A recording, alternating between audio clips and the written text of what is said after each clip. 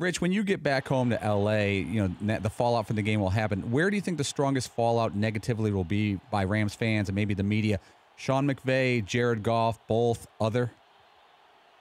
Probably McVay. I think from what I'm seeing and what I'm hearing, the biggest question is, what was going on with Todd Gurley? And, I think you have to start with everybody says, well, was he hurt? Maybe they're lying about the injury. Well, all I can tell you is for the past month and a half, since he returned from that knee injury, they've said he's healthy, he's ready to go, he's practicing, he's playing, he's going to be a big part of the game plan.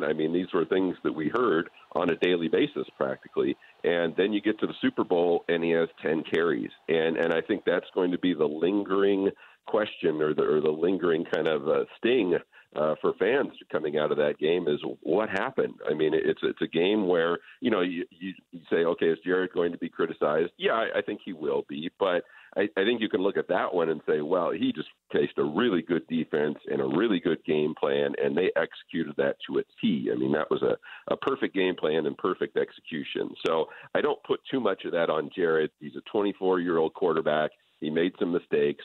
But I do look at the fact that they just did not even really try to get that run game going until parts of the second half. And I've been thinking about it since the end of the game, and I still really can't reconcile it. Another unusual thing about the game last night, we barely saw Defensive Player of the Year, Aaron Donald. And, there were a few games against really good teams where Donald was quiet. What did we learn about how to sort of slow down Aaron Donald in last night's game? Right.